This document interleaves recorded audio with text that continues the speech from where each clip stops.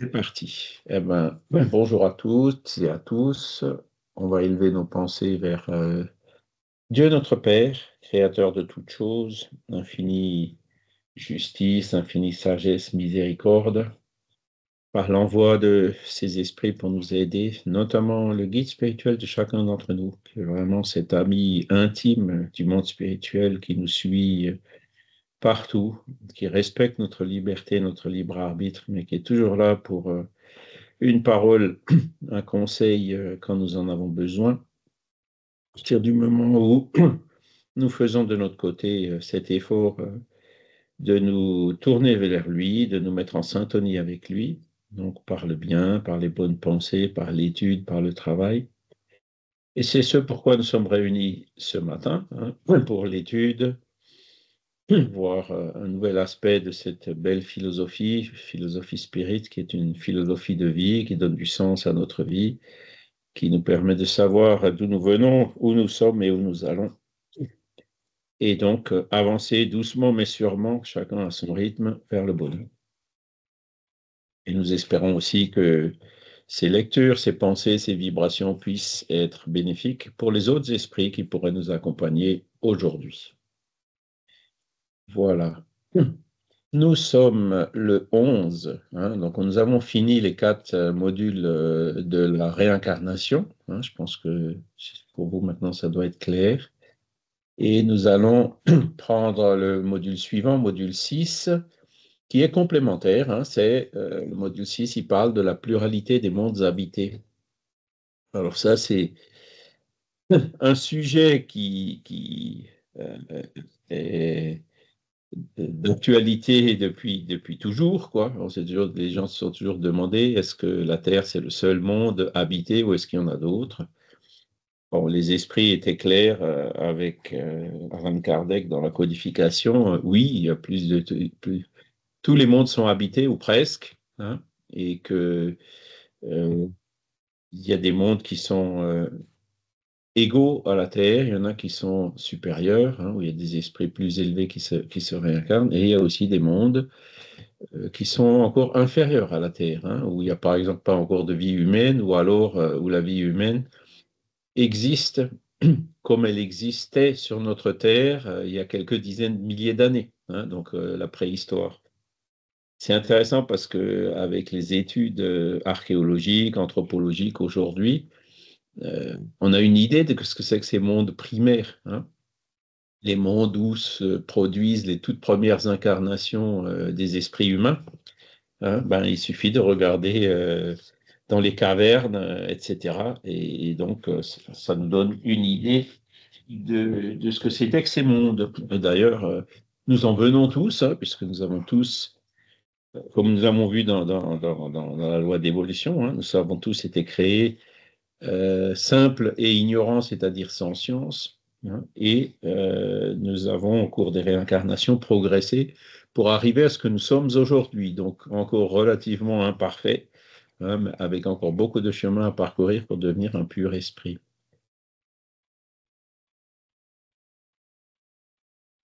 Et donc les toutes premières incarnations, ben, c'était l'homme des cavernes, donc qui voilà, se distinguait déjà d'une certaine manière des animaux, par des rudiments d'intelligence qui apparaissaient petit à petit, mais où régnait quand même encore la loi du plus fort, où régnait certainement une certaine solidarité qui était nécessaire pour la survie à cette époque-là.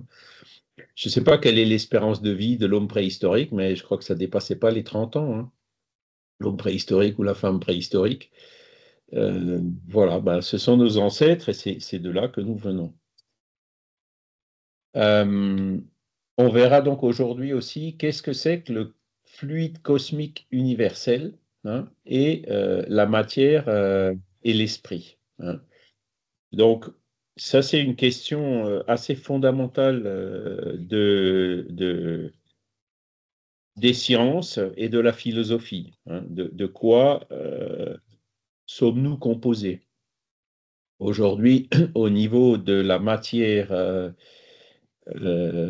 proprement dite, la matière tangible, on sait que ben, tous les corps sont composés de molécules qui eux-mêmes sont constituées d'un assemblage d'atomes. Et les atomes, on sait qu'il y a un noyau où vous avez des protons et des neutrons. Et autour de ce noyau, vous avez des électrons qui, qui gravitent. Dire qui tourne, c'est un abus de langage, puisque l'électron, comme vous le savez certainement, c'est une particule quantique. Donc, elle ne tourne pas, mais elle est, disons, elle a une probabilité de présence dans un nuage, hein. La probabilité est plus ou moins élevée à certains endroits par rapport à d'autres.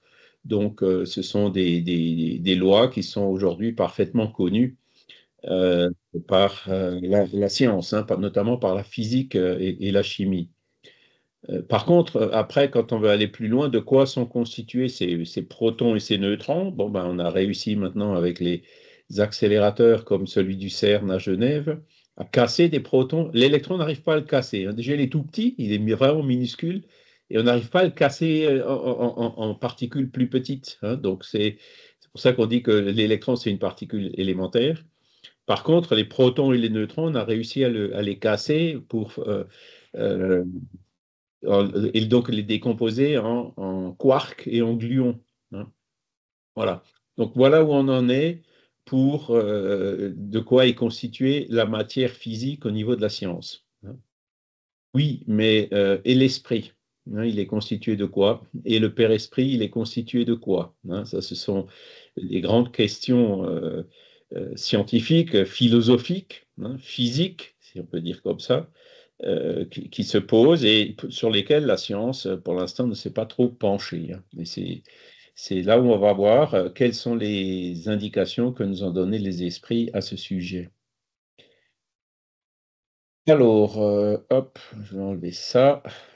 Je vais mettre, voilà, le fluide cosmique universel, matière et esprit. Donc, les esprits, ils nous ont parlé d'un fluide, enfin, ils ont parlé à Kardec d'un fluide cosmique universel, FCU pour les intimes, hein. Qu'est-ce que c'est que ce fluide cosmique universel, hein? C'est ce qu'on va voir. Euh, Ils nous ont parlé aussi d'autre chose, de fluide vital, hein, qui n'est pas la même chose que le fluide cosmique universel. Ils nous ont parlé de la matière, dont je vous ai parlé un petit peu au début, là, les connaissances physiques aujourd'hui sur le sujet. Et ils nous ont parlé aussi de l'esprit, hein. Qu'est-ce que c'est que l'esprit? On a tous un esprit, hein, comme on l'a vu, un esprit qui se réincarne, hein, etc. De quoi est-il constitué? Est-ce qu'il est constitué de la même chose que la matière, hein, ou est-ce qu'il est une propriété de la matière, ou est-ce que l'esprit est quelque chose à part de la matière? C'est-à-dire, c'est ce que dans les philosophies on appelle la dualité, hein, le dualisme. C'est que la matière n'est pas tout. Il y a de la matière, mais il y a aussi autre chose qu'on peut appeler l'esprit, autre chose qui est distinct, mais qui, d'une certaine façon, arrive à interagir avec la matière, hein. Là, on est dans les philosophies dualistes. Vous avez à l'opposé des philosophies qui sont monistes, c'est-à-dire qui disent que l'esprit n'existe pas en tant que quelque chose de séparé de la matière, mais qu'il est tout simplement une propriété de la matière. D'accord? C'est-à-dire qu'il n'y aurait qu'une seule chose, c'est de la matière, et une des propriétés de la matière, ce serait de faire l'esprit. C'est notamment cette philosophie moniste qui donne base au matérialisme, qui dit que la conscience est produite par le cerveau matériel, par les neurones et les réactions biochimiques, électrochimiques qui se produisent dans notre cerveau, hein, qu'on arrive à mesurer avec les électroencéphalogrammes notamment, hein. Donc, pour les monistes et les matérialistes, c'est ça, hein, l'esprit n'existe pas, la conscience, c'est le produit du cerveau, et donc le jour où on détruit le cerveau, il n'y a plus de conscience, il n'y a plus rien. D'accord? Alors que le dualisme ou le spiritualisme, hein, dit que l'esprit interagit temporairement avec un corps physique, que le cerveau, c'est comme une radio, hein, qui capte quelque chose qui vient de l'esprit et qui le transforme donc en parole, en gestes, en actes matériels à travers le corps physique. et que c'est une radio qui marche un peu en émetteur-récepteur, c'est-à-dire elle reçoit les ordres de l'esprit pour les transférer au corps, mais le cerveau reçoit aussi, comment dire, ben, les yeux, au niveau des cinq sens, hein, les signaux électriques de nos sens se transmettent au cerveau et du cerveau, ils se transmettent aussi en retour à l'esprit. D'accord? Donc, ça, c'est la manière qu'ont ben, les spirites, entre autres, hein, et les dualistes ou les spiritualistes de comprendre le fonctionnement et le rôle du cerveau, hein, par comme l'existence d'un esprit ou d'un principe spirituel qui est en nous et qui est distinct de la matière. D'accord? Voilà. Alors, concernant le fluide cosmique universel, donc les esprits nous disent dans la Genèse, item chapitre 6, hein, où il parle spécifiquement de cela, numéro 10, mais vous avez aussi des références dans le livre des esprits, comme on verra un peu plus loin. Il est un fluide éthéré qui remplit l'espace et pénètre les corps. Ce fluide est l'éther ou matière cosmique primitive, génératrice du monde et des êtres. À l'éther sont inhérentes les forces qui ont présidé aux métamorphoses de la matière, les lois immuables et nécessaires qui régissent le monde. Donc là, vous voyez, alors, il y a plusieurs choses à dire sur cette phrase. La première phrase, c'est le mot fluide.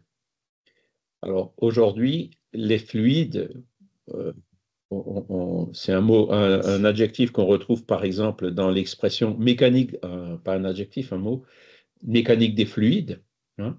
Et la mécanique des fluides, c'est une branche de la physique qui étudie les écoulements des corps liquides ou gazeux, hein, de la vapeur, etc. C'est ce qu'on a, la mécaflux, hein. Vous avez peut-être vu un peu ce que c'est que cette mécaflux, mécanique des fluides, pendant votre cursus scolaire. Et donc, aujourd'hui, ce qu'on appelle fluide, ben, ce sont les liquides et les gaz, d'accord, qui sont fluides, donc qui fluent, qui s'écoulent, hein. Voilà le sens du mot fluide aujourd'hui. Mais à l'époque, le mot fluide avait un sens, un deuxième sens, qu'on pourrait traduire par exemple par un agent ou un support. On ne savait pas ce que c'était que l'électricité à l'époque. Donc on parlait, l'électricité est transportée par le fluide électrique ou par l'agent électrique, qui n'a rien à voir avec les liquides ou les gaz. Voyez, le mot fluide, il était employé dans le sens d'agent, hein, quelque chose. On parlait aussi du fluide calorique. On ne savait pas ce que c'était que la chaleur, comment elle se transmettait et tout. Donc on parlait du fluide calorique. On parlait, le magnétisme, c'est pareil, hein, on ne savait pas non plus comment, on savait qu'il y avait des aimants qui attiraient des choses, et on parlait du fluide magnétique, hein. Et donc, c'est pour ça que les esprits ont employé ce mot fluide à l'époque, pour dire que ce fluide cosmique universel, c'est un agent qui existe dans le cosmos et qui, comme on le verra, qui est à la base de la matière, d'accord, et de toutes les propriétés de la matière. C'est pour le mot fluide. Ensuite, il y a un mot et un adjectif qui est éther et éthéré. Alors l'éther, on sait que c'est un liquide qu'on n'utilise plus beaucoup aujourd'hui, mais qu'on utilisait dans le temps, dans les hôpitaux, la chirurgie, hein, on vous mettait un masque d'éther sur la bouche pour vous endormir un petit peu, pas d'un masque, mais du coton avec de l'éther ou avec du chloroforme. Donc l'éther, c'est un produit en fait chimique ou qu'on utilise dans les sciences médicales, qu'on utilisait dans les sciences médicales. Je ne sais pas si ça s'utilise encore, on en entend moins parler. Alors qu'à l'époque, hein, et même plus loin, quand on remonte au Moyen Âge ou même dans l'Antiquité, l'éther, c'était un mot qui était utilisé justement pour désigner quelque chose de subtil, quelque chose qu'on n'arrive pas à palper, quelque chose qu'on n'arrive pas à mesurer, hein. Et donc, l'éther, c'est en fait un synonyme, dans ce sens-là, de fluide cosmique universel, qui a été employé à cette époque-là aussi par les esprits. D'accord? Donc, ce que les esprits disent, c'est qu'il y a une matière cosmique primitive, qui est donc cet éther ou ce fluide cosmique universel, génératrice du monde et des êtres. Donc, du monde, c'est-à-dire l'univers, vous avez toutes les planètes, les étoiles, les poussières, l'hydrogène, l'atome, la matière en général. Hein, donc, aujourd'hui, les protons, les neutrons, les quarks, les gluons, les électrons, enfin, toutes les particules et tous les atomes sont quelque part le résultat qu'on appelle une condensation, hein, de ce fluide cosmique universel pour former toutes ces diverses particules et pour former aussi toutes les diverses propriétés de la matière. Hein. À l'éther sont inhérentes les forces qui ont présidé aux métamorphoses de la matière. Qu'est-ce que c'est que les forces qui ont présidé aux métamorphoses de la matière? Aujourd'hui, on connaît, hein, les différents types d'interactions. L'interaction gravitationnelle, donc c'est la force de la gravité, hein, qui fait que euh, la Terre tourne autour du Soleil. Hein, et il y a la force centrifuge, mais il y a la force gravitationnelle. Le Soleil et la Terre s'attirent et donc arrivent à un équilibre pour avoir la trajectoire elliptique des planètes autour de l'astre central. Hein. Et après, pareil, au niveau du mouvement du Soleil à l'intérieur de la Voie lactée, donc tous ces mouvements-là sont gouvernés par la force gravitationnelle. La force gravitationnelle, c'est Newton, hein, la pomme, vous la lâchez, elle tombe. Parce que la Terre, elle attire la pomme qui a une certaine masse. Hein. C'est quand vous montez sur la balance, hein, vous mesurez en fait la force gravitationnelle de votre corps, exercée par la Terre sur votre corps, hein, qui dépend évidemment de votre masse, c'est-à-dire du poids, si on a trop mangé ou pas, si on peut perdre du poids. Voilà, ça c'est la force gravitationnelle. D'accord? Après, vous avez d'autres interactions, vous avez l'interaction électromagnétique. Hein. Donc, des charges, l'exemple le plus simple, c'est l'aimant. Hein. L'aimant, vous avez, ça, vous vous rappelez, les aimants en forme de U, ou même une barre, hein, vous avez un pôle positif, un pôle négatif.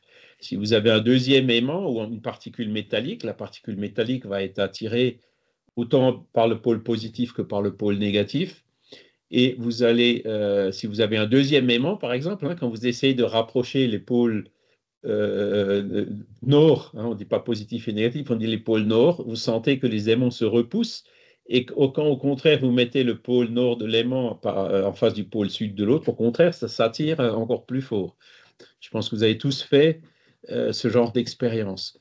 Là, on parle d'interaction électromagnétique. Et de même, les particules électriques de même charge ont de tendance à se repousser et les particules électriques de charge opposée ont tendance à s'attirer.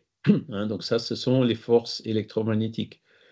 Et après, vous avez d'autres forces, je simplifie un peu, l'interaction forte, hein, qui est ce qui maintient les protons et les neutrons ensemble dans le noyau des atomes. À la force électromagnétique, c'est ce qui gouverne l'attraction entre l'électron qui est négatif et le noyau qui contient des protons qui sont positifs. D'accord?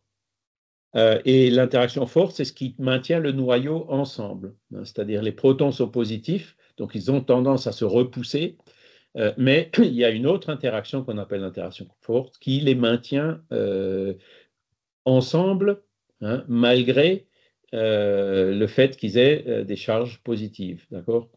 Et l'interaction forte, on la voit dans l'énergie nucléaire, par exemple. Hein. C'est-à-dire qu'on envoie, on bombarde les atomes d'uranium dans ce cas-là avec des neutrons. Hein. Ces neutrons le font exploser, hein, cassent le noyau en deux. Et donc, ces réactions nucléaires, en fait, font que la masse, si vous pesez ce que vous aviez avant, hein, l'atome d'uranium qui était cohérent, et ce que vous avez après, on se rend compte que ce qu'on a après, il y a moins de masse que ce qu'on avait avant. Et donc ce défaut de masse entre avant et après se transforme en énergie suivant la fameuse formule E égale mc2. J'espère que je ne vous saoule pas trop avec ces trucs-là. Arrêtez-moi hein, si je vais trop loin. Mais voilà ce que c'est que l'interaction forte et l'énergie nucléaire. Eh bien, toutes ces interactions, donc même la loi de la gravité que la science n'arrive pas à expliquer, hein, on sait que le Soleil attire la Terre, que la Terre attire la paume, mais personne n'a jamais vu le fil ou l'élastique ou quel est l'agent, hein, pour utiliser le mot, quel est le fluide, quel est le support de cette de la comment dire de l'attraction universelle, de la gravité. Hein. Alors, il y a des hypothèses qui parlent d'une particule qui s'appelle le graviton. Hein. Pour l'interaction électromagnétique, on a d'autres supports comme pour la lumière, par exemple, ben, on sait que ce sont les photons, hein, qui sont une particule de masse nulle. Bon, c'est là où la physique devient un peu tirée par les cheveux, où il faut s'accrocher un peu, mais qui aussi peut être considérée comme une onde, donc les ondes lumineuses, les ondes électromagnétiques, radio, des téléphones portables, etc. Ben, ce sont des ondes électromagnétiques dont le vecteur, c'est les photons. Par contre, pour l'attraction universelle, on ne sait pas. Hein. Il y a que des hypothèses et ça n'a jamais été trouvé. Eh ben, les esprits disent c'est une des propriétés qui est amenée par ce fluide cosmique universel. Donc le fluide cosmique universel génère la matière, génère l'électromagnétisme, génère l'attraction universelle, génère les interactions fortes. Hein. Tout ce qui constitue la matière, tout ce qu'on sait sur la matière aujourd'hui, provient de ce fluide cosmique universel. D'accord? Voilà, donc ce qui ont présidé donc génératrice du monde et des êtres. Et donc notre corps physique, c'est pareil. Hein, comme c'est de la matière, il est aussi une transformation de ce fluide cosmique universel. D'accord? Et ces lois immuables et nécessaires qui régissent le monde, bon, ben, ce sont toutes les lois physiques qui sont connues, c'est toutes ces constantes élémentaires, enfin, tous les modèles qu'on a aujourd'hui euh, au niveau de la science, hein, sont des propriétés de ce fluide cosmique universel.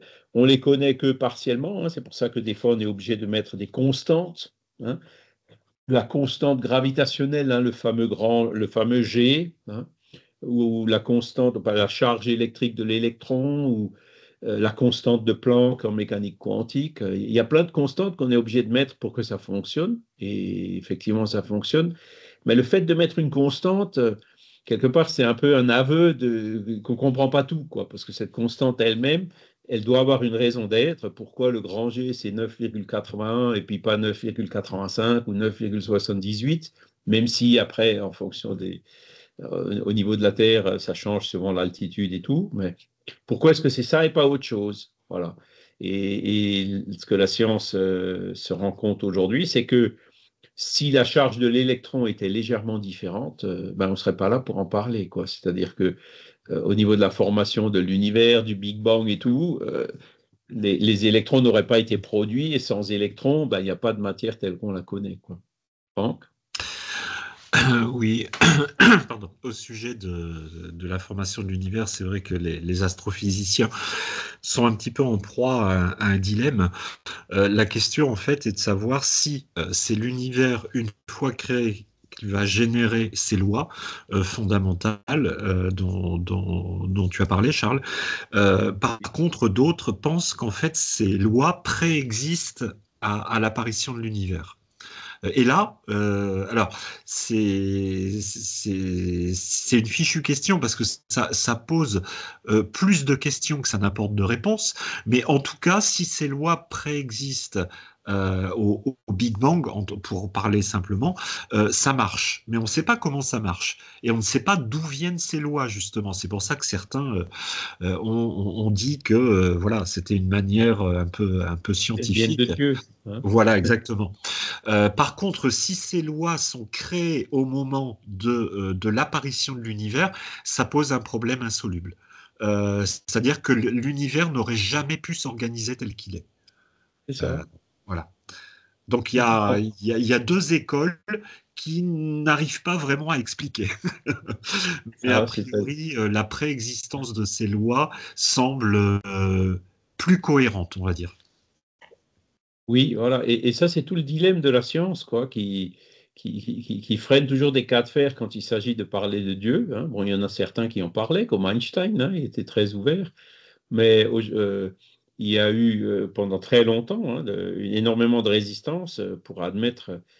Ben, je crois que c'était Laplace hein, quand il parlait avec Napoléon III des équations qui gouvernent le système solaire. Napoléon III qui lui demandait, mais Monsieur Laplace, vous ne me parlez pas de Dieu là?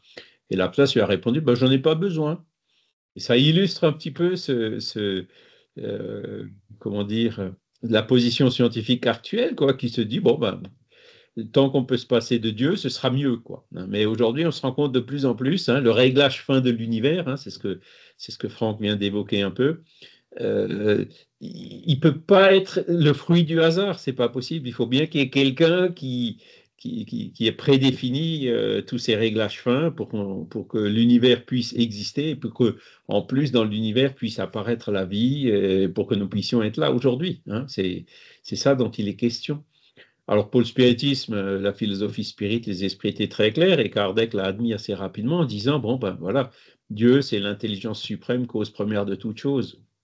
D'où vient le fluide cosmique universel? Ben, il vient de Dieu, hein, c'est une émanation de Dieu. Hein.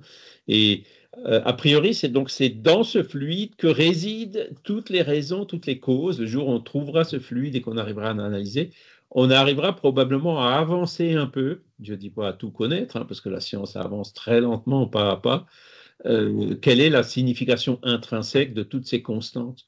Hein, qu'est-ce que c'est que la vitesse de la lumière? Pourquoi est-ce que c'est 300 000 km/s et pas 200 000 ou 400 000? Hein.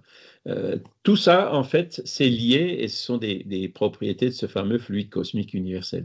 Donc, les esprits, là, ont donné, il y a 168 ans maintenant, une grosse piste pour la science, pour dire, si vous voulez progresser, cherchez ce fluide cosmique universel qui est à la base du monde et des êtres. D'accord? Voilà. Et ces lois qui régissent le monde, elles sont immuables. Hein. La vitesse de la lumière, bon, elle change un peu, enfin, disons, la vitesse de la lumière dans le vide, elle est immuable, elle ne change jamais. Hein. La masse de l'électron ne change jamais. Hein. Voilà. Donc, d'où viennent toutes ces choses? Du fluide cosmique universel. D'accord? Alors, donc ce fluide cosmique universel, il est éthéré, comme on dit. Donc, on ne peut pas le palper, on ne peut pas le mesurer, on ne peut pas le peser. On arrive à le peser que lorsqu'il s'est condensé pour former des particules matérielles. D'accord? Et c'est ce qu'on nous dit dans l'item suivant. En tant que principe élémentaire universel, hein, le fluide cosmique, le FCU, offre deux états distincts, celui d'éthérisation ou d'impondérabilité. Donc, vous voyez là, Kardec donne un synonyme, éthérisation ou impondérabilité. Qu'est-ce que ça veut dire impondérable? Ça veut dire qu'on n'arrive pas à peser, qu'on n'arrive pas à pondérer, qu'on n'arrive pas à capter ou à sentir. Hein. Et donc, l'éthérisation et l'impondérabilité, c'est ça. L'impondérabilité, beaucoup de personnes disent, ben, l'air, par exemple, est impondérable. Il est autour de nous, on n'arrive pas à le peser. Ben, si, on arrive à peser l'air. Roulez à 100 km/h dans une voiture et mettez la main en dehors de la vitre. Voilà, vous sentez l'air. Hein, il va pousser votre main. Donc, on arrive à peser l'air et les gaz. C'est grâce à ça que les avions volent. C'est grâce à ça que les turbines à vapeur et les compresseurs d'air tournent, etc. Hein, donc, même les gaz sont pondérables. Mais le fluide cosmique universel, quand il est dans cet état d'éthérisation, on n'arrive pas à le pondérer, on n'arrive pas à le peser. Hein. Donc, cet état d'éthérisation ou d'impondérabilité que l'on peut considérer comme l'état normal primitif, hein, c'est son état, dans son état normal, il est comme ça, et celui de matérialisation ou de pondérabilité qui n'est en quelque sorte que constitutif. Pardon. Le point intermédiaire est celui de la transformation du fluide cosmique universel en matière tangible. Donc à partir du moment où le fluide cosmique universel se matérialise, on voit parfois aussi l'expression se condense, hein, et ben là, il se transforme en matière, et à partir du moment où il se transforme en matière, il est pondérable, c'est-à-dire qu'on peut le peser, on peut le mesurer, on peut agir, l'accélérer, le compresser, sentir des forces, etc. D'accord? Et donc,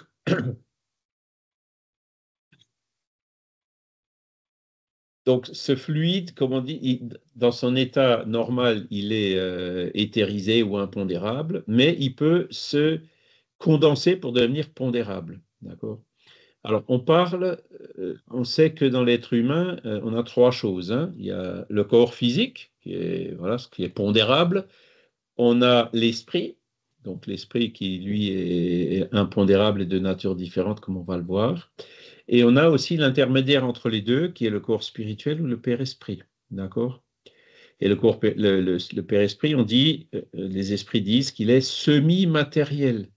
Ça veut dire que le père-esprit, c'est déjà une forme de condensation du fluide cosmique universel, mais qui est intermédiaire.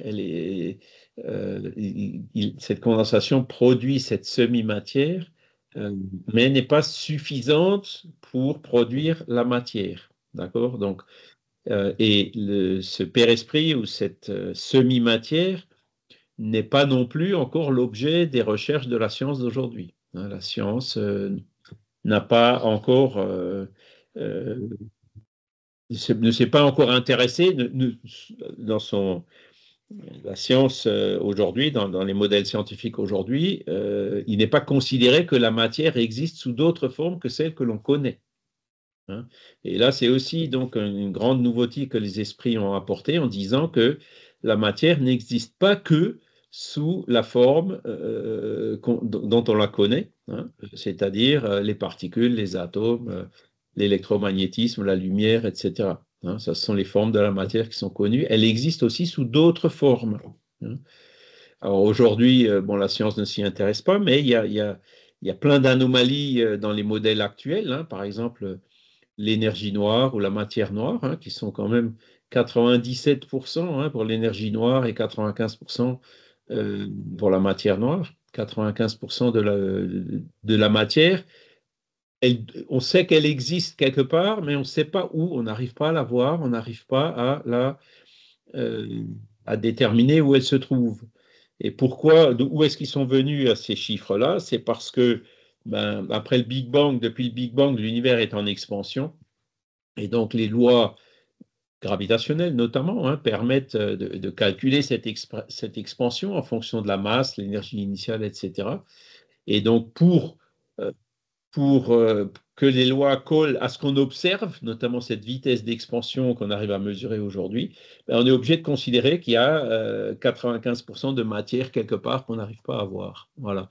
Alors, qu'est-ce que ça veut dire? Bon, ça veut dire que nos équations sont encore très limitées. Hein. On, on- on observe 5% et on déduit quelque chose sur 100% avec un 95% qu'on ne connaît pas. C'est quand même un peu, comment dire, le modèle n'est quand même pas aussi parfait que ça. Hein. Et comment faire pour trouver où sont ces 95% de matière noire? Voilà.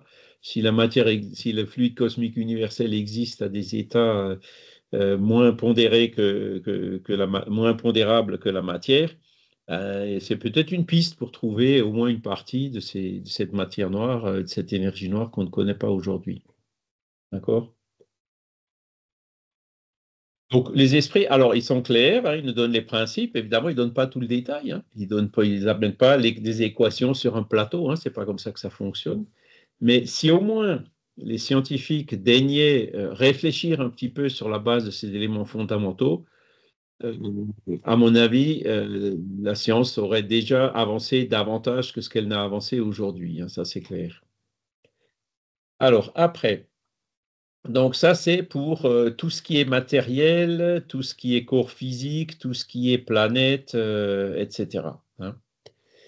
Ensuite, j'ai le soleil, mais ça n'a pas duré longtemps, il monte. Donc. Ensuite, il y a une deuxième chose qu'on avait vue au début, c'est le fluide vital. Alors, le fluide vital, question 65. Il est présent dans tous les corps vivants de la nature. Donc, tout ce qui vit a du fluide vital. Une plante, l'herbe, les microbes, les êtres humains, les animaux, évidemment. Euh, toute la matière qui a les caractéristiques du vivant, selon les esprits, contient un autre agent, un autre fluide qui est ce qu'on appelle le fluide vital. Sans le fluide vital, la vie n'existe pas. Le jour où nous, par exemple, on n'a plus de fluide vital, la vie cesse, donc on meurt, on se désincarne. Le corps meurt et on se désincarne. D'accord? Le fluide vital, c'est comme un carburant qui est nécessaire au phénomène de la vie sous sa forme matérielle. D'accord? Hein? Et donc, Ce fluide vital que nous, on a quand on est incarné, mais que les esprits, une fois désincarnés, n'ont plus, ils n'en ont plus besoin du fluide vital, puisque eux, ils n'ont plus de matière tangible à faire vivre. Vous voyez ce que je veux dire, hein? Le fluide vital, c'est une caractéristique des personnes vivantes incarnées. Les esprits n'ont pas de fluide vital, ils n'en ont pas besoin. Ils ont leur père-esprit, comme nous, on a notre père-esprit, mais ils n'ont pas besoin du fluide vital comme nous, on en a besoin pour la vie. Magali? Bonjour. Bonjour.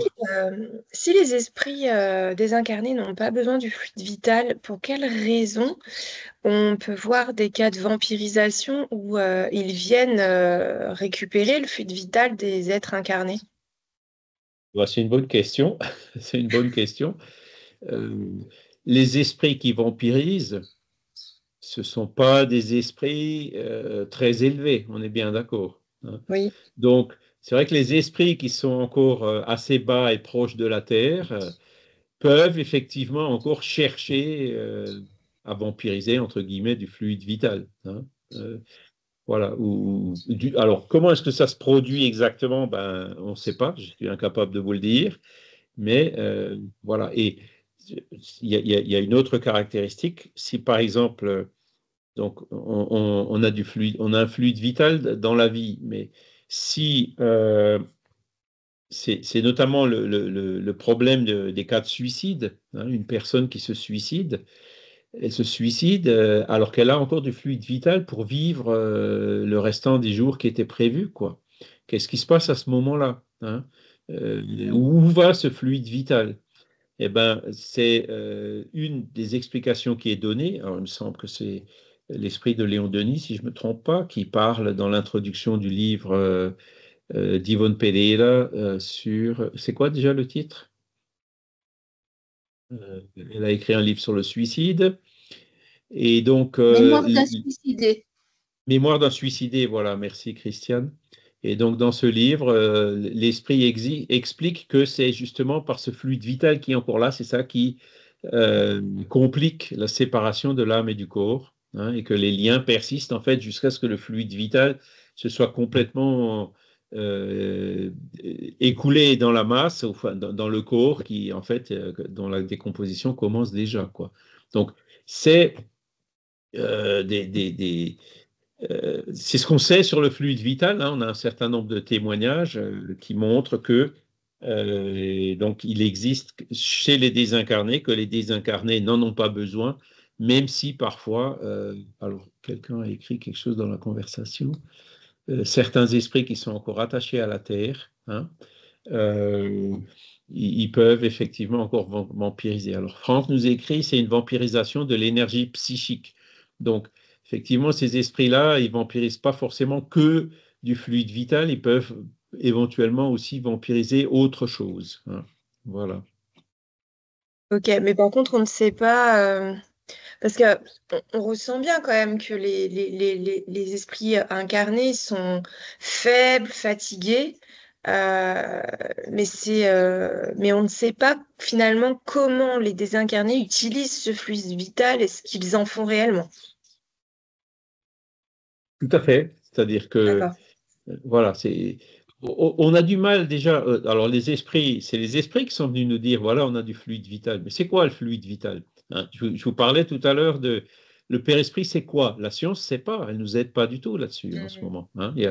Enfin, pas du tout. Bon, vous avez bien le docteur Régis Duteuil, hein, qui a écrit ses livres sur l'homme superlumineux et l'univers superlumineux, hein, où il a fait toute une conceptualisation en partant de l'hypothèse qu'il existe des formes de matière, ce qu'il appelait superlumineuses, donc qui sont différentes des formes de matière qu'on connaît, et qui sont effectivement, d'après sa théorie impondérable, etc., qui ont différentes propriétés. La notion du temps dans ces univers-là, qui pourrait expliquer les phénomènes de tunnels, des EMI, etc. C'est une approche assez intéressante qu'il a faite, Régis Duteuil, mais c'est la seule que je connaisse, hein. Après, au niveau scientifique, en général, ils ne rentrent pas dans ce genre de considération. Et donc, ça, c'est pour le père-esprit. Maintenant, pour le fluide vital, c'est un peu différent parce que ce fluide vital, qu'est-ce que c'est? Est-ce que c'est de la matière Est-ce que c'est de la semi-matière? Qu'est-ce que c'est? On ne sait pas, hein.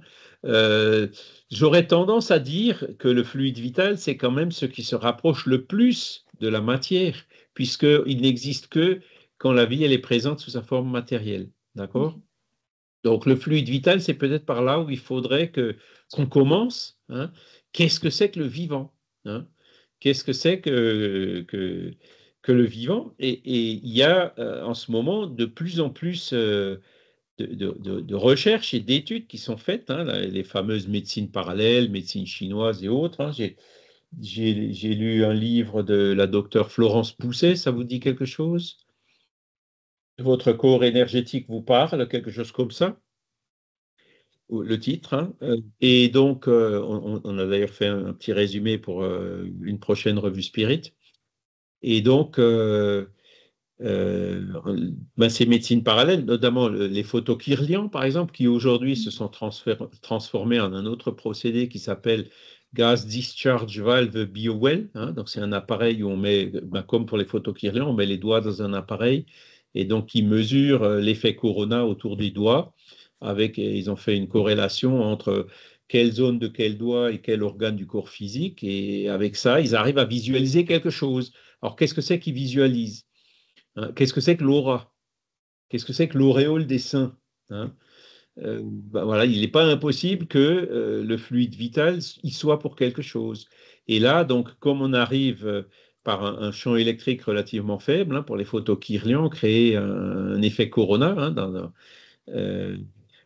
qu'on arrive à visualiser ou à filmer ou à capter par des capteurs d'images, on voit pas un effet, on voit un effet. Si on voit pas le fluide vital lui-même, hein, si l'aura c'est pas le fluide vital, c'est peut-être un effet, hein, un rayonnement de ce fluide vital qu'on arrive déjà à visualiser aujourd'hui avec des appareils. Voyez. Donc les choses évoluent, hein, et je pense que le jour où la science elle s'intéressera de plus près à ces phénomènes-là, je pense qu'on arrivera assez rapidement au fluide vital. Par exemple, Florence Pousset, elle arrive, son appareil arrive aussi, le GDV BioWell arrive aussi à mesurer le niveau d'énergie globale d'une personne. Hein. Est-ce que c'est le niveau de fluide vital? Peut-être, hein. C'est là où il faut continuer les recherches pour savoir exactement à quoi ça correspond. Donc, elle arrive notamment à visualiser si vous êtes fatigué ou si vous êtes en pleine forme, mesurer un niveau global d'énergie et mesurer aussi un niveau global de stress. Mais ça, c'est autre chose. Donc, ce sont des recherches qu'il faut encourager, quoi, parce qu'on est vraiment sur la piste de ce fluide vital. Hein. Et qui sait, un jour, on arrivera, comme dans votre voiture, vous avez une jauge, une aiguille, ou alors maintenant c'est des LED qui vous indiquent le niveau de carburant qui vous reste dans le réservoir. Un jour, on arrivera peut-être à mesurer le niveau de fluide vital qui reste chez une personne, quoi. Hein. Voilà, on pourrait y arriver un jour. Hein. Alors, ce serait assez inquiétant quand même comme découverte en disant, ouh, toi, tu n'as plus beaucoup de fluide vital, ça veut dire que tu vas mourir sous peu. Hein, il peut y avoir des choses un peu inquiétantes. Ou alors, qu'on trouve même comme quand on n'a plus de carburant avec la voiture, on passe à la pompe et on remplit le réservoir. Est-ce que ce sont des choses qui seront possibles dans le futur au niveau du fluide vital? Voilà, je ne sais pas. Hein, mais c'est en tout cas ce vers quoi on tend. Et quand on écoute Divaldo Pereira-Franco, quoique récemment, il y avait une vidéo qui a été filmée alors qu'il était déjà très malade, là, il y a quelques semaines. Lui décrit beaucoup ce genre de choses. Il dit, j'aurais déjà dû mourir, mais en négociant avec le monde spirituel, j'ai réussi à avoir un moratoire pour rester un peu plus longtemps, pour continuer mes missions, hein, parce que les conférences sont en œuvre caritative et autres. Et donc, qu'il lui aurait remis un peu de fluide vital. Donc, ce sont des technologies qui se produisent déjà dans le monde des esprits. D'accord? Est-ce qu'on y arrivera un jour ici? Ça m'inquiète quand même un peu, hein, en disant que ben, le milliardaire, ça risque de coûter un peu. Le milliardaire qui a de l'argent, il pourra se faire remplir son réservoir de fluide vital pour vivre plus longtemps, alors que le pauvre, il ne pourra pas. Vous voyez, il y aura probablement des questions éthiques qui seront liées à ce genre de découverte, hein. C'est peut-être pour ça qu'elles n'ont pas encore été découvertes, hein. Il faut attendre que notre monde évolue un peu plus d'un point de vue éthique, hein, l'évolution morale, avant d'arriver à ce genre de découverte. Mais moi, je suis clair, hein, c'est, bon, je le connaîtrai peut-être pas dans cette vie, hein, mais ce sont des choses qui viendront avec le temps. D'accord? Alors, d'où vient ce fluide vital? Qu'est-ce que c'est que ce fluide vital? Eh bien, c'est aussi une transformation du fluide cosmique universel. D'accord? C'est ce que nous dit ce paragraphe au niveau de la question numéro 65. Alors là, il y a quand même un truc qui est intéressant parce qu'ils nous disent, bon, ce fluide vital, qu'est-ce que c'est? Ils disent, c'est ce que vous appelez fluide magnétique ou fluide électrique. Ah tiens, fluide magnétique. Le fluide magnétique, on parle de magnétisme, l'électromagnétisme, les aimants, etc. Mais on parle aussi du magnétisme des passes, hein, les passes, les magnétismes à la Mesmer ou les magnétiseurs. Donc le magnétisme, il est employé dans ce sens-là aussi, hein. Le magnétiseur, en gros, une personne, il transfère du fluide à une autre personne, hein. Qu'est-ce que c'est que ce fluide que le magnétiseur transfère? Là, les esprits nous donnent une piste. Ils nous disent, ben, c'est quelque chose qui est peut-être pas identique, mais proche ou en tout cas lié à ce fluide vital. D'accord? Et bizarrement, il parle aussi de fluide électrique animalisé. Je vous rappelle qu'à l'époque, en 1857 ou 61, quand a écrit, 60, quand a été écrit le livre des esprits, on ne savait pas ce que c'était que l'électricité. Aujourd'hui, on sait que ce sont justement ces particules chargées, comme ou alors des ions, hein, qui circulent. L'électricité, c'est ça, c'est les électrons qui circulent ou qui vibrent, hein, le courant alternatif ou le courant continu, dans des matériaux conducteurs, ou alors les ions qui sont par exemple dans de l'eau, hein, quand on fait l'électrolyse, qui expliquent la circulation du courant. On sait ce que c'est que l'électricité aujourd'hui. À l'époque, ils ne savaient pas, donc c'est pour ça qu'ils parlaient de fluide, hein. Mais bizarrement, ils parlent là du fluide magnétique ou fluide électrique animalisé. Et ben, je suis en train de lire un livre, un autre livre là, qui... alors là, pour le voir. Oups. Voilà, est-ce que vous arrivez à le voir? Donc, c'est Magnétisme et santé, l'épreuve scientifique de Arnaud Richard de Chicourt. Et lui, en fait, donc il a passé 20 ans ou plus de sa vie à étudier, parce que lui, il a en fait ce pouvoir de soulager quasi instantanément des entorses ou un certain, enfin, il a, voilà, une faculté de magnétiseur. Il a cherché à comprendre qu'est-ce que c'est que ce magnétisme? Et son hypothèse à lui, alors je dis son hypothèse, hein, parce que ça reste encore à démontrer, c'est que ben, au niveau de la main, elle émet un champ électrique. Alors il est très faible, hein, c'est de l'ordre de 2 volts, hein, ou quelques millivolts, hein. Et ce champ électrique qui est positif au niveau des mains, ben, quand on l'approche, quand le magnétiseur approche ses mains ben, de la zone de la personne qui vient se faire magnétiser, qui est malade, eh ben, ce fluide, ce champ électrique positif agit sur des ions, hein, qui sont au niveau du corps physique, quand ils sont positifs notamment, qui sont liés au phénomène d'oxydation au niveau du corps. Donc là, on rentre dans la biochimie. Et donc, arrive à faire migrer ces particules oxydées et qu'elles rentrent dans le système sanguin et dans l'élimination au niveau du corps. Et donc, lui, il expliquerait l'action du magnétisme comme ça, hein, par des champs électriques. Vous voyez, ça, c'est un livre, il a découvert ça dans les années 2010, là récemment. Ben, les esprits parlaient déjà du fluide électrique animalisé. Donc, c'est juste pour faire le petit parallèle en disant que ben, quand il parle de champ électrique, ça ne nous choque pas, hein. Et d'ailleurs, il a fait l'expérience, et ça, c'est quelque chose qu'il faudrait que j'essaie de faire aussi. Quand vous avez un appareil qui mesure des champs électriques, vous savez, c'est des appareils qui existent aujourd'hui, hein, pour voir si vous êtes sous une ligne à haute tension ou des choses comme ça, ou les câbles, les Wi-Fi et autres, hein, qui arrivent à mesurer si vous êtes au milieu de champs électriques un peu trop intenses.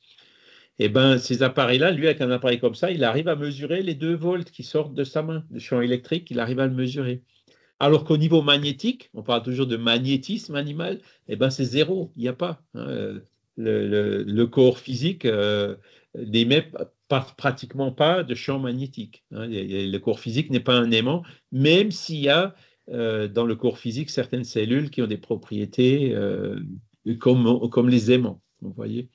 Donc, bon, nous, en tant que spirit, moi, quand je lis ces choses-là, je suis toujours très positif par rapport à ça. Il faut absolument que les recherches et que la science continuent et avancent pour qu'on puisse mieux comprendre ces phénomènes et mieux arriver tout doucement à ces questions de fluide vital, comme on est en train de le voir ici, et voir dans un deuxième stade au niveau du Père-Esprit. Alors, Franck? Oui, c'était simplement pour rebondir un peu sur cette histoire de production au niveau de la biochimie et de la chimie cellulaire. Quand on respire de l'oxygène qui est présent dans l'air. Cet oxygène va être distribué dans toutes les cellules du corps. On a à peu près 17 milliards de cellules dans le corps.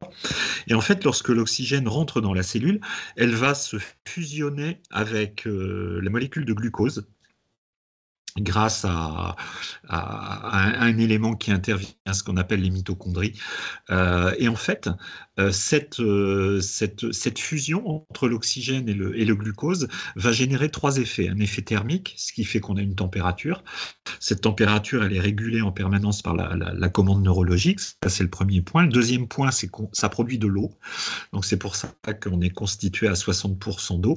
Et le troisième élément, qui est beaucoup plus problématique, c'est qu'on va produire du gaz carbonique. Et ce gaz carbonique, étant toxique pour les cellules, va se lier avec l'eau pour donner un complexe qu'on appelle l'acide carbonique. Et cet acide carbonique va être cassé par des éléments qui sont présents dans les globules rouges. Et en fait, ce fractionnement de l'acide carbonique va générer une production d'ions H+, dont tu parlais, Charles. Et ces ions H+, vont rentrer en compétition avec les ions chlorés dans la cellule. Et cet échange d'ions H+, donc c'est des ions hydrogène H+, et des ions chlorés vont générer une polarité électrique. Et c'est la raison pour laquelle, en fait, en permanence, nos cellules produisent de l'électricité. Donc, à la fois, on est des petites centrales chimiques, mais aussi des petites centrales électriques. Voilà. Donc cette énergie, quand on parle d'énergie vitale, quand on parle des différentes formes de fluide, d'énergie, moi ça m'intéresse beaucoup parce que finalement, c'est vrai que notre organisme fonctionne aussi sur cette base de production d'électricité. On sait très bien que dans certaines pathologies, lorsque cette polarité électrique ne fonctionne pas bien, eh ben l'organisme, ça tombe à plat, quoi. Donc, c'est là où apparaissent les maladies, quoi, les déséquilibres et les maladies. Oui, des déséquilibres, tout à fait, tout à fait. Florence Pousset, elle appelle ça la bioélectrophotonique. Hein, et donc, tous ces mécanismes dont parle Franck sont aujourd'hui bien étudiés, bien connus par... c'est quoi la discipline, la biologie? Enfin, l'étude du corps humain, du fonctionnement des cellules et tout ça, quoi, hein. Oui, oui. Et Voilà. d'ailleurs, ce qui est intéressant, c'est qu'en fait, c'est une piste qui est de plus en plus explorée sur l'espoir de trouver un traitement pour certaines pathologies neurologiques, où justement, c'est un problème électrique, hein, puisque en fait, l'influx à partir du motoneurone, de la commande respiratoire, ne fonctionne plus. Donc, on va essayer de rétablir un câblage électrique cohérent, quoi, et surtout efficace. Donc, donc Arnaud Richard de Chicourt, là, Christiane, j'ai vu qu'elle nous a mis la couverture, notre spécialiste en bibliographie du livre.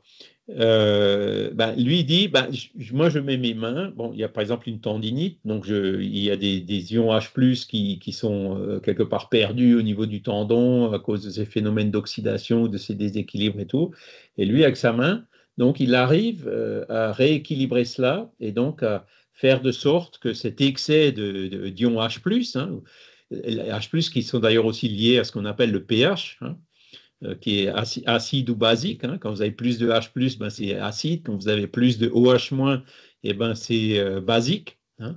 Et donc, il arrive par le mécanisme de sa main à créer un champ électrique qui va résorber cet excès d'ion H+, et soulager le problème ou la douleur ou le traumatisme, l'entorse ou autre, hein. Mais après, on se dit, bon, si sa main apporte un champ électrique, pourquoi est-ce qu'on ne pourrait pas inventer un appareil qui crée un champ électrique? Et pourquoi est-ce qu'on a besoin de la main d'un magnétiseur? Est-ce qu'on ne peut pas créer des appareils qui pourraient mesurer alors, c'est des champs qui sont quand même très faibles, hein, on parle de millivolts, hein, des champs électriques, mais qui sont quand même de l'ordre du mesurable, mesurer où se produisent ces déséquilibres et ensuite venir avec un appareil. On peut même imaginer un asservissement qui mettra le champ juste nécessaire, juste le temps nécessaire pour aller soulager ce déséquilibre. Voyez où ça peut mener, hein, où la médecine peut effectivement aller, quoi, hein. Mais Charles, ça existe déjà, enfin, ça existe déjà plus ou moins. Il y a toute une partie de, alors c'est surtout étudié en rééducation et en kinésithérapie post-traumatique avec l'électrostimulation qui donne des résultats assez intéressants. Voilà. Et donc, Florence Pousset, bon, elle parle de ce genre de choses. Elle parle aussi, par exemple, elle a fait des mesures. D'ailleurs, son livre, je l'ai reçu par Jean-Marie Le Gall, hein, qui est magnétiseur, parce qu'elle a expérimenté avec lui, hein. Elle avait donc Jean-Marie Le Gall, quelques patients qui étaient là pour se faire magnétiser par lui. Donc, elle mesurait avec son gaz discharge valve là, les énergies et puis donc la situation autant du magnétiseur que du magnétisé avant et après la passe magnétique. Et donc, son appareil va mesurer qu'effectivement, par exemple, si la personne avait un problème au foie, il a magnétisé à cet endroit-là, l'appareil indiquait qu'effectivement, il y avait un problème au niveau du foie et qu'après le passe magnétique, ce problème s'était considérablement amélioré. Et en même temps, elle mesurait l'énergie de Jean-Marie Le Gall, qui était élevée au départ, qui juste après était relativement faible, mais qui très vite, quelques minutes plus tard, était pratiquement revenu à son normal. Vous voyez, il y a plein de choses comme ça que l'appareil arrive effectivement à mesurer. Donc ce GDV BioWell, apparemment, ce serait un appareil qui permet de faire plein de mesures. Elle a travaillé aussi avec des gens qui faisaient de l'acupuncture, hein, donc le patient avant et après, et donc en montrant qu'effectivement, il y a une amélioration sensible qui est détectée par cet appareil. Voyez, donc, son,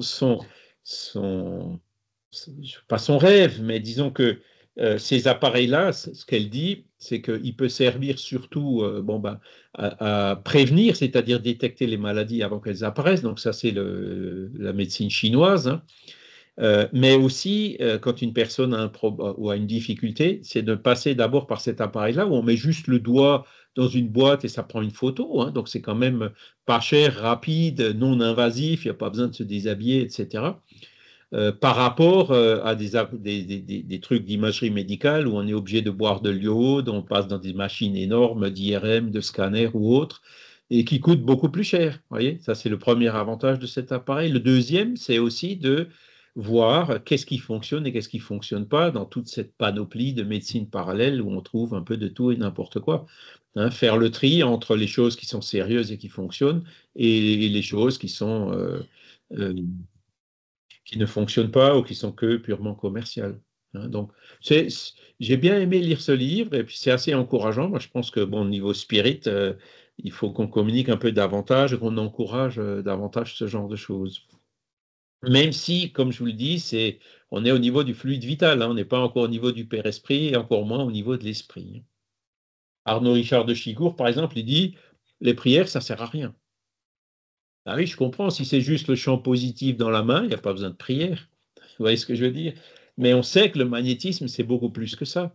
Jean-Marie Le Gall, il arrive à magnétiser des personnes à distance, alors que le champ électrique, vous avez 2 volts ici, mais dès que vous vous éloignez, ça tombe à zéro, parce que c'est pour ça que le magnétiseur, il faut qu'il ait ses mains pas touchées.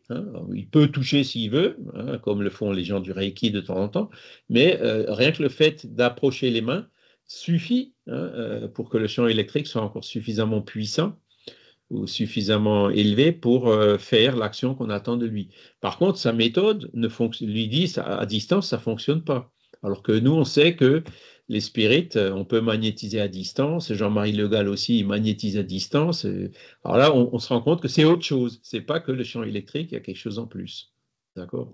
Mais commençons par le commencement. Si on a déjà à comprendre les champs électriques, ce sera un bon progrès. Et d'ailleurs, ce qu'elle dit, c'est que bon, en France, ça commence tout doucement à intéresser les gens. Pourquoi? Parce que ça fonctionne.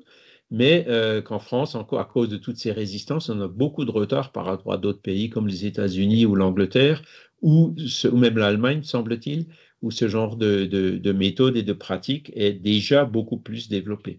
Voilà. C'était une parenthèse un peu longue, je suis désolé. Tout ça pour vous dire, voilà, ce fluide vital, les esprits, il y a 160 ans, ils nous ont dit qu'on a du fluide vital dans tout ce qui est vivant, il y a du fluide vital dans les plantes, dans les arbres, les magnétiseurs d'ailleurs, il y en a certains qui se rechargent au niveau des plantes, qui embrassent des arbres, des choses comme ça. On voit des fois ce genre de pratique, on peut comprendre quelque part, il peut y avoir, un magnétiseur qu'on a connu qui disait, au bout d'une demi-journée, il donne vraiment beaucoup de son fluide à lui, alors par le champ électrique, mais certainement aussi un peu plus, c'est-à-dire du fluide vital. Donc le fluide vital, ce n'est pas uniquement un simple champ électrique, c'est là où cette hypothèse simplificatrice d'Arnaud Richard de Sicourt, il va peut-être un peu loin. Mais donc le magnétiseur, il a besoin de se recharger. Pour ça, il y en a qui vont comme ça dans la nature. Et apparemment, ça fonctionne. Et là, on arrive à comprendre, puisque l'arbre vit, donc il y a du fluide vital dans les arbres. Donc ça, c'est le livre des esprits, question 65. Vous voyez qu'il parlait de choses qu'on commence à peine à découvrir maintenant. Après, le point suivant, il y aurait ainsi 2 éléments généraux dans l'univers, la matière et l'esprit. Donc ça, c'est ce que je vous disais, la philosophie de la dualité. Réponse des esprits, oui. Et par-dessus tout cela, Dieu, le Créateur, le Père de toutes choses. Ces 3 choses sont le principe de tout ce qui existe, la Trinité universelle. Mais à l'élément matériel, il faut ajouter le fluide universel qui joue le rôle d'intermédiaire entre l'esprit et la matière proprement dite, trop grossière pour que l'esprit puisse avoir une action sur elle. Alors, les philosophies dualistes qui disent qu'il y a 2 choses, il y a la matière d'un côté, qui est une transformation du fluide cosmique universel, comme on l'a vu, et il y a l'esprit de l'autre côté, comme nous le confirment ici les esprits dans cette question numéro 27. Et ensuite, donc ces philosophies dualistes, le problème, c'est qu'elles arrivent difficilement à expliquer comment l'esprit, qui est donc immatériel, arrive à agir sur la matière. Et donc, c'est pour ça qu'il dit il y a le fluide universel qu'il faut rajouter. Donc, autant la matière, c'est une condensation du fluide universel, autant le fluide universel peut aussi former le corps spirituel, donc le Père-Esprit.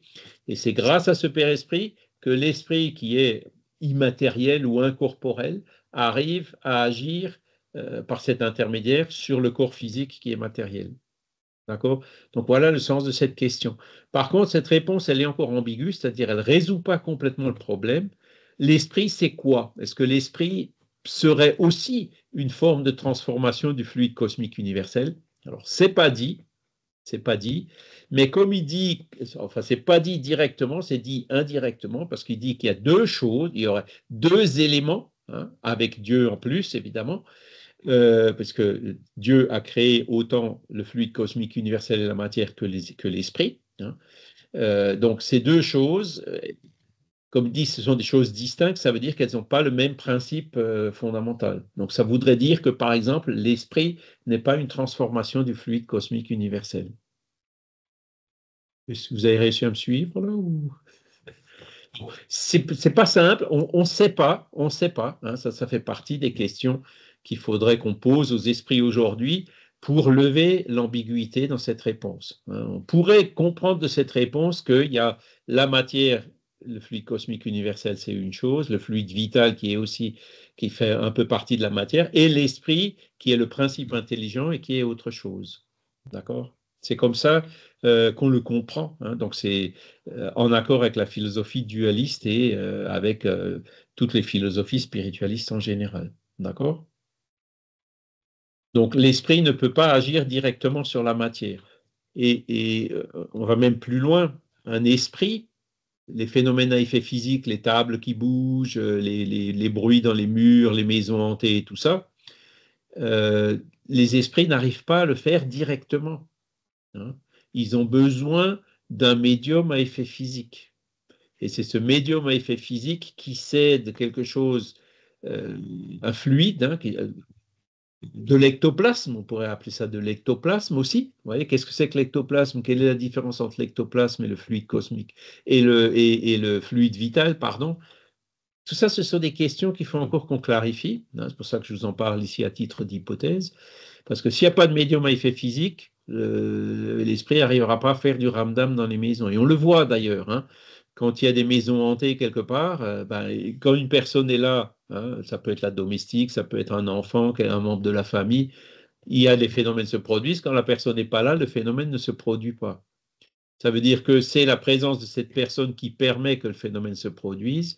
Et ça veut dire aussi autre chose, les raisonnements qu'on peut faire, c'est que ce fluide qui permet de faire ces bruits, quand la personne a une certaine distance, ils n'arrivent pas à le transporter aussi facilement. Vous voyez, tout ça, ça va dans le sens pour dire que ce fluide qui permet les phénomènes à effet physique, sur lequel les esprits arrivent à agir pour produire ces phénomènes physiques, faire léviter des tables, etc., c'est un fluide de nature matérielle. D'accord? Voilà.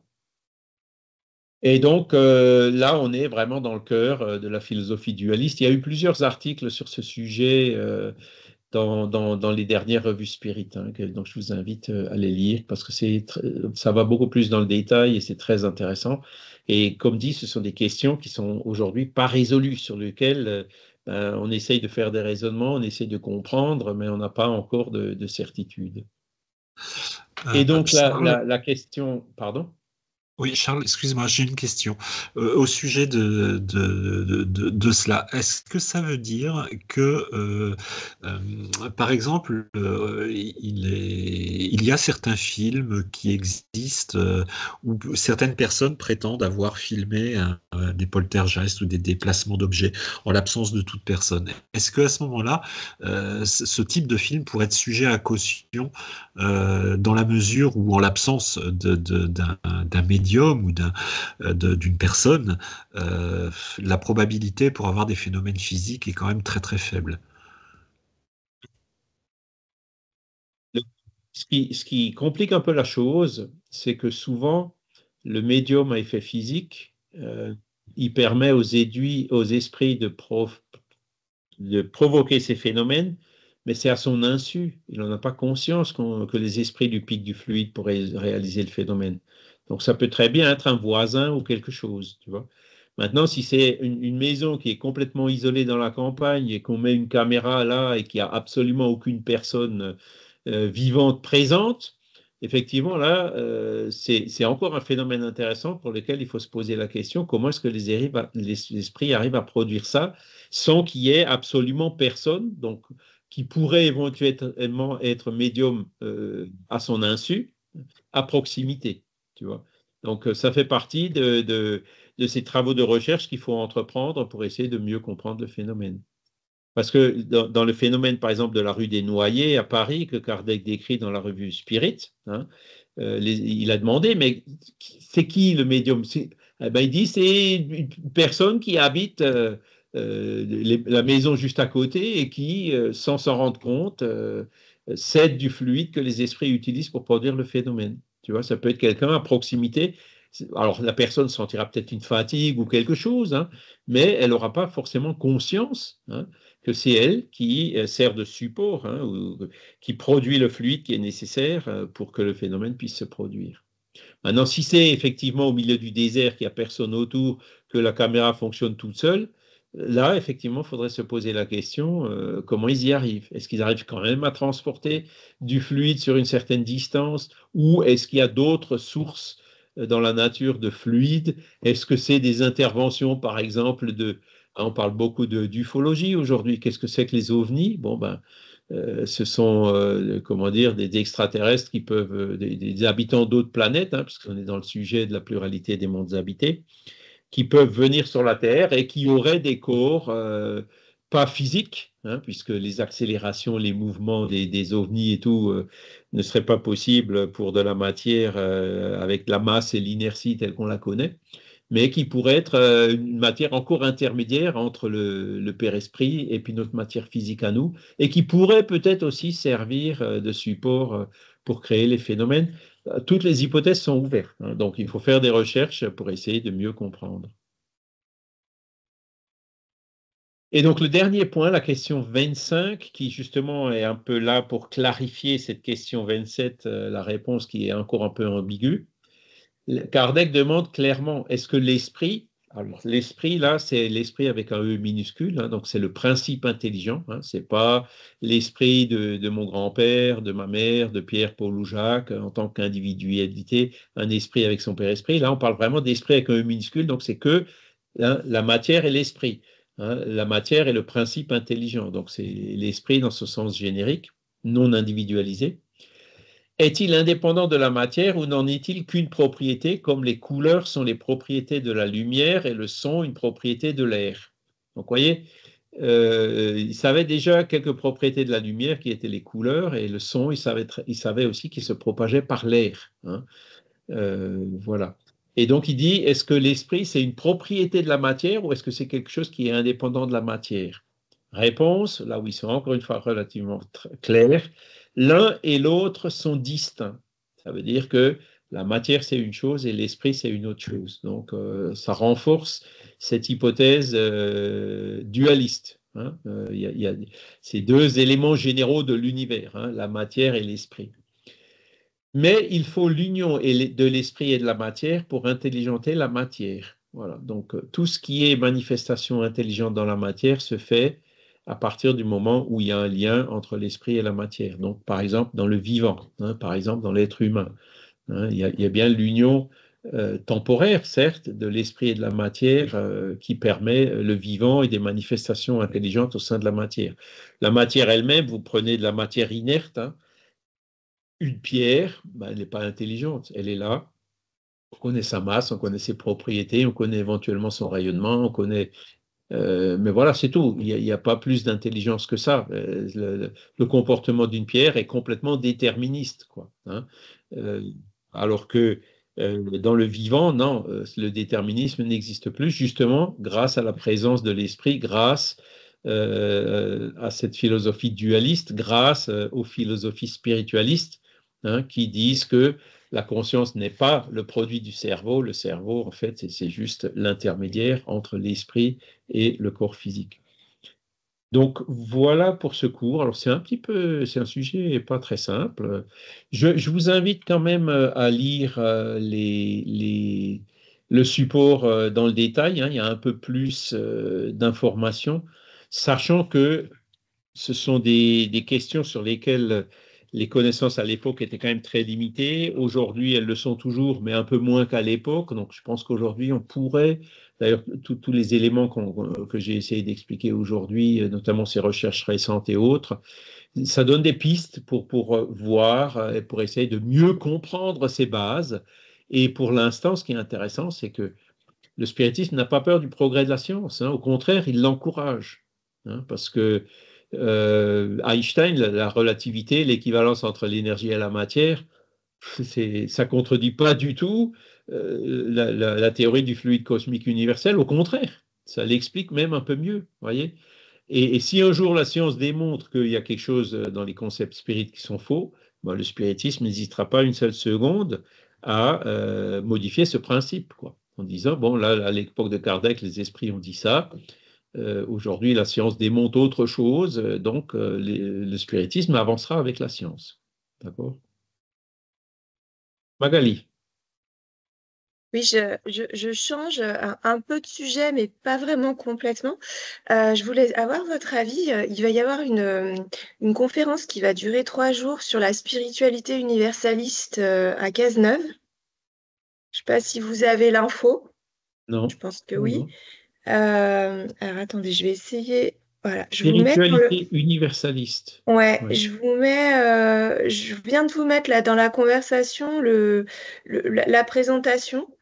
Euh, et en fait, ben justement, il va y avoir des informations, enfin des conférenciers qui vont parler de l'ufologie, des enfants indigos, du magnétisme, etc.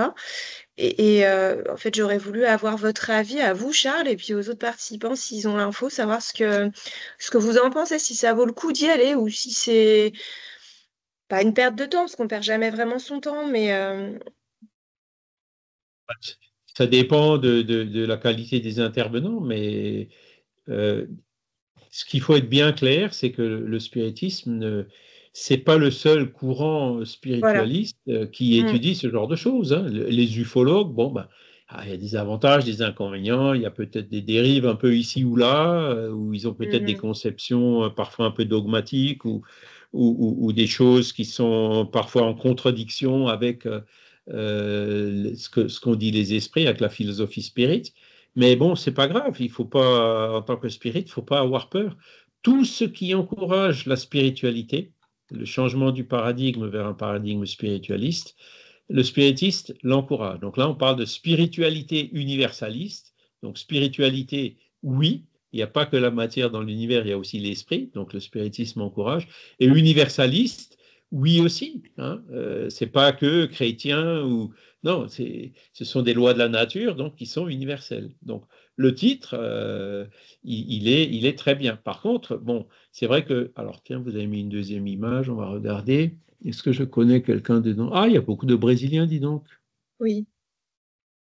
Corinne Leopardi, alors Luciano Pereira da Silva, je ne connais pas.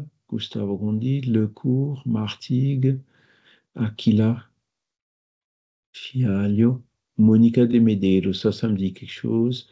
Je vais me renseigner, hein. Apparemment, je ne connais personne, mais oh, il y a beaucoup, beaucoup. Il y a 1, 2, 3, 4, 5, 6, 7, 8, 9 Brésiliens et 4 Français, dis donc. Ah, il y en a un qui a les deux drapeaux. Et il y en a un aussi qui a un drapeau brésilien et portugais.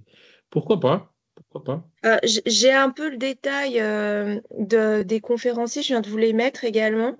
Il y a les Oui, noms et puis les thèmes. d'accord. Mais c'est vrai que je suis intriguée. Après, avec mon mari, on se questionne. On se dit, est-ce qu'on va pas se perdre on va pas être complètement perdu et perturbé par ces informations.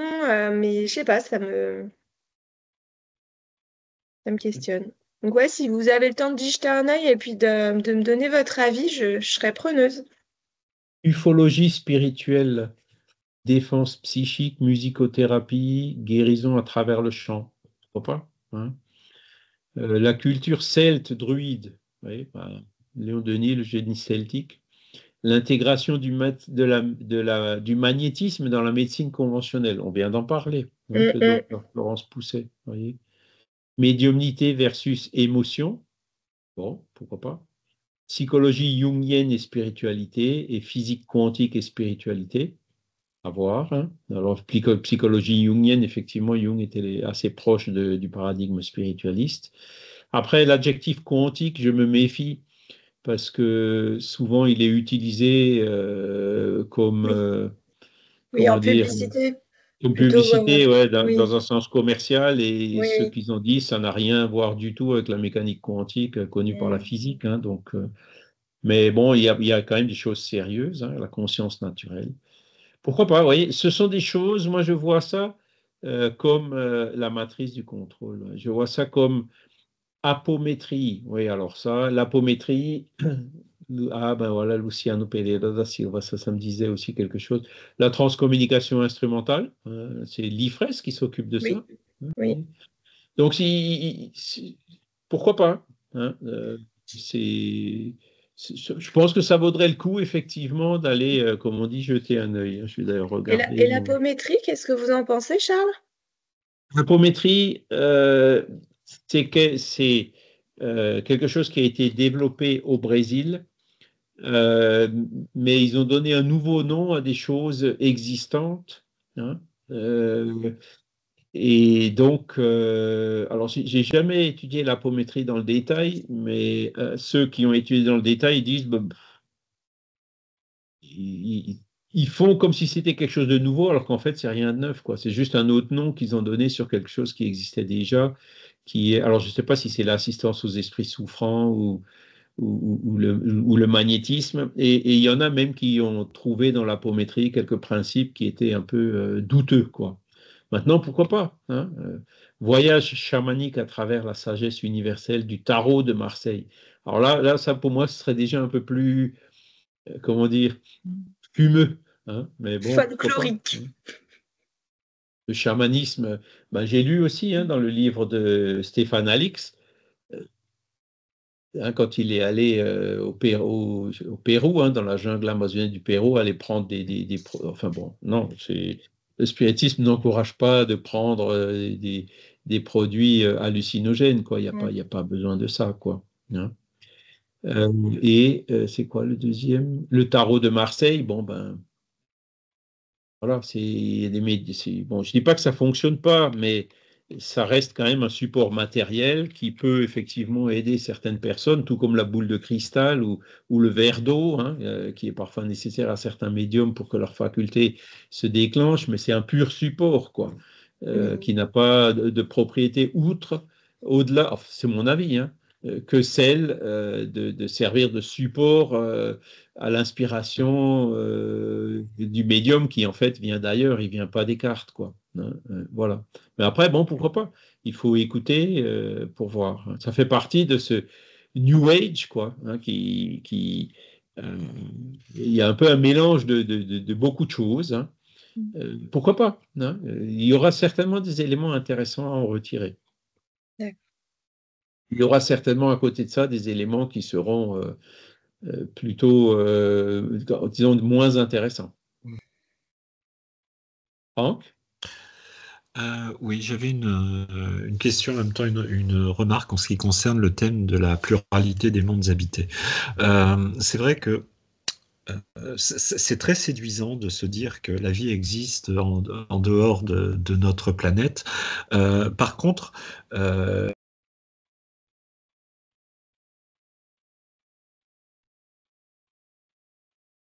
T'entends plus, Franck? Qu'est-ce qui s'est passé? Par contre, oui, c'est parce que mon micro s'est coupé.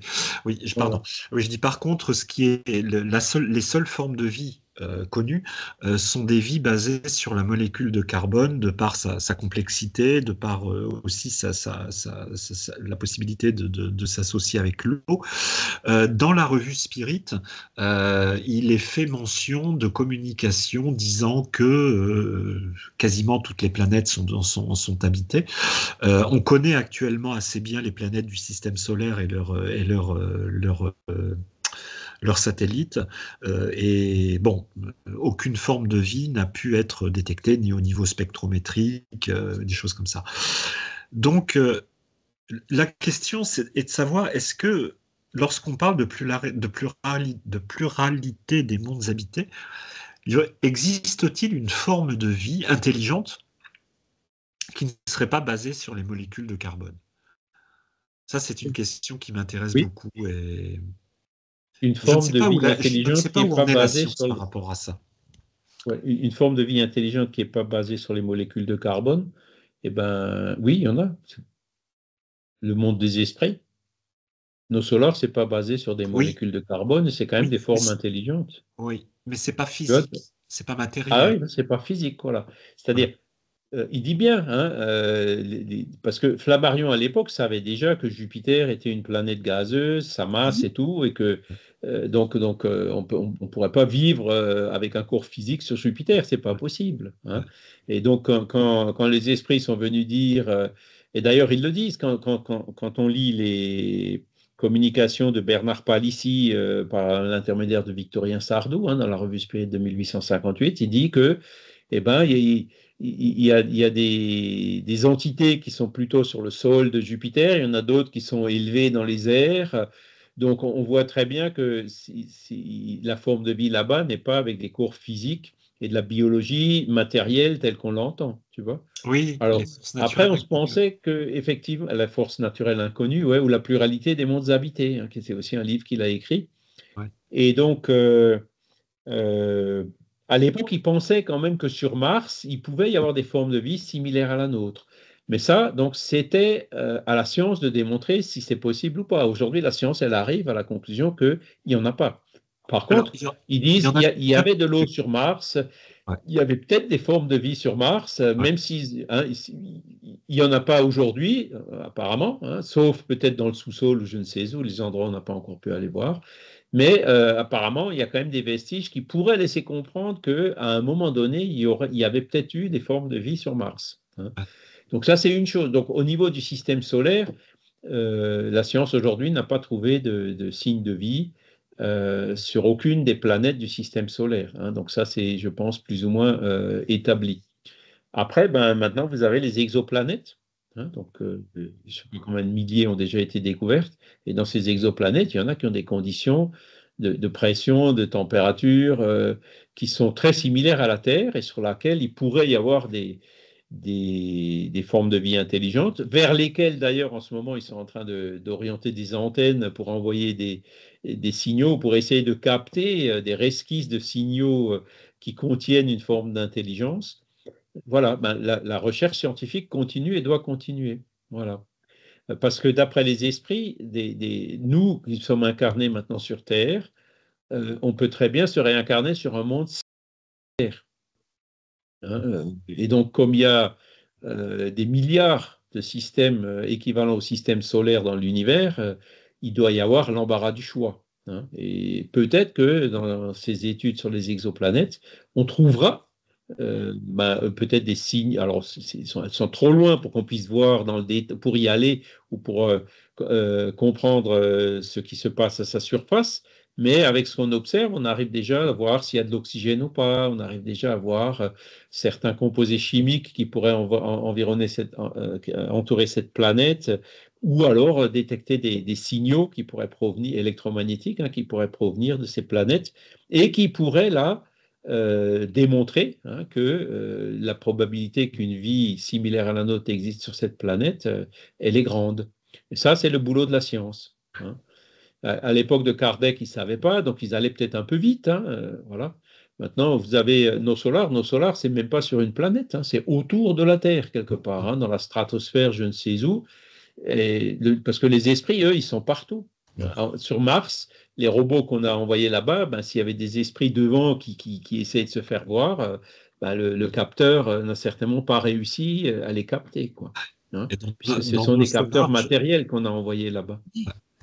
dans nos solars, si ma mémoire est bonne, ce sont même des stations spirituelles qui sont apparues vers le XVIIe siècle ou des choses comme ça. Qui, 17e siècle? oui, je crois Ça qu'à me un dit moment rien. donné, Ah, le- dans nos solars, ils parlent de ça? dans nos solars, ouais, ouais. Ouais, ouais, bon, bah, ces cités spirituelles, certainement, elles existent effectivement depuis longtemps avant le spiritisme, hein. Parce qu'il y a toujours eu des esprits qui se désincarnent et qui ont eu besoin d'être recueillis dans le monde spirituel quelque part. Et les esprits, eux, ce qu'ils disent, ils disent, voilà, toutes ces planètes, c'est pas fait uniquement pour récréer notre vue, mais tout a son utilité dans la nature et dans l'univers, quoi. Donc, eux, ils disent qu'effectivement, les esprits peuvent être partout, même si on les voit pas. Ah oui. Voilà. Et si ce n'est que pour la beauté aussi. Oui, ben, récréer la vue, c'est sûr, Ouais. admirer le ciel et tout, c'est. J'ai fait un peu d'astronomie. C'est vrai que même regarder un petit peu les photos que prennent les sondes sur Mars, c'est exceptionnel, quoi. C'est Exceptionnel. ça, Des c'est ça. paysages fabuleux. Il n'y a pas les Désertiques, petits fabuleux. bonhommes verts, malheureusement, Non, il mais y a pas. Non, non. C'est très désertique, mais c'est magnifique, quoi. C'est voilà. magnifique. Alors, pour ceux que ça intéresse aussi, il y a plein de commémorations du centenaire de la mort de Flammarion, hein, en ce moment, puisqu'il est mort, ben, je ne sais plus si c'est mai ou. Attendez, je vais regarder la date. C'est ces jours-ci, hein, l'anniversaire de sa mort. Et je crois que ça clash avec le. Alors, Camille Flammarion.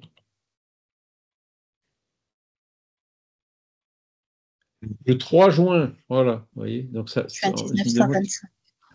le 3 juin 1925, donc le 3 juin, ça fera 100 ans qu'il est mort. Et donc, il y a des commémorations partout en France et dans le monde d'ailleurs, hein. Et nous, le prochain numéro de la revue Spirit, il a un dossier qui est consacré à cet anniversaire de Camille Flammarion, notamment l'aspect spirit. Et récemment, là, j'ai pris contact, et d'ailleurs, j'ai vu qu'ils m'ont envoyé une réponse hier, il faut que je regarde, avec la Société astronomique de France, qui avait été créée par Camille Flammarion et qui euh, gère l'Observatoire de Juvisy et notamment les archives de Camille Flammarion, parce que j'aimerais bien aller visiter un peu ces archives et trouver quelques documents, des échanges notamment entre Flammarion et Kardec, quoi. Il doit y avoir plein de choses. Et donc, bon, ils sont en train d'organiser des événements un peu partout. Et il y en aura un notamment à Montigny-le-Château, en Haute-Marne, là où il est né. Et il me semble que le 3 juin, il y a quelque chose à Paris. Donc, je vais regarder. C'est aussi des choses qui pourraient éventuellement être intéressantes pour aller voir. Et alors, ce que j'ai découvert aussi, c'est qu'il y a un projet qui a été financé au niveau des universités qui s'appelle Archiflamme. Archi comme archive et Flamme comme Flammarion, où ils vont créer une édition digitale des archives de Camille Flammarion, notamment de ses lettres, avec 5 dimensions. Et une de ces dimensions, c'est le spiritisme. Et donc, il y a la Sorbonne, enfin, il y a tout un mouvement universitaire autour de Flammarion qui parle justement de spiritisme. Et donc, c'est quelque chose qui est pour nous aussi une très bonne nouvelle et très intéressant au niveau du spiritisme. Voilà. Donc là aussi, j'ai pris contact avec le coordinateur de ce projet Archiflamme, mais lui ne m'a pas répondu encore. Donc, on va voir.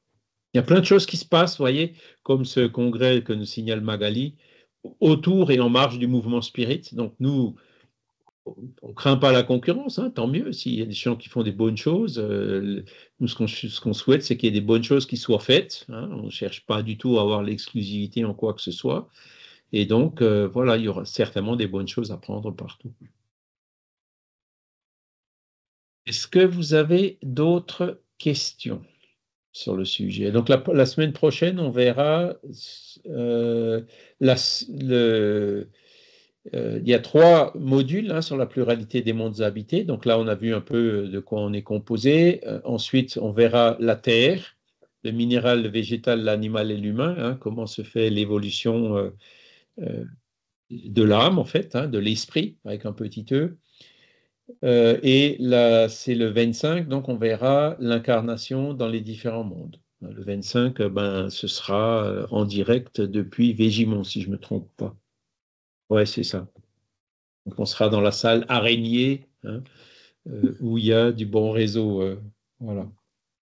Et là, on verra effectivement cette incarnation dans les différents mondes, ce que les esprits en disent.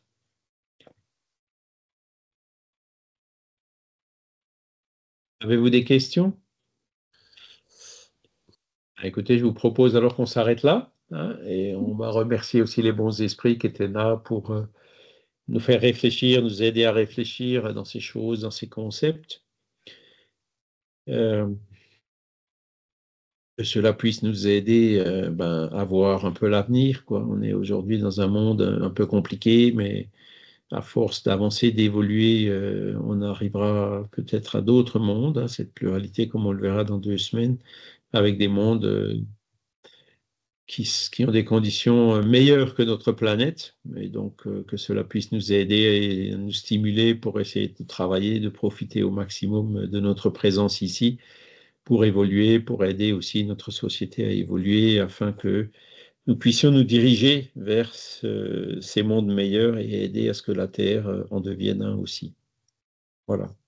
Merci à tous. Je vous souhaite un excellent dimanche, une excellente semaine, et je vous dis à la semaine prochaine. Merci beaucoup. Merci. Merci, Charles. Merci. Au revoir. Merci, au revoir. Au revoir. Merci, au revoir. Au revoir. Au revoir. Merci à tous. Au revoir. Au revoir, au revoir. Alors, je vais copier avant de sortir ce que Delphine nous a mis. Voilà. C'est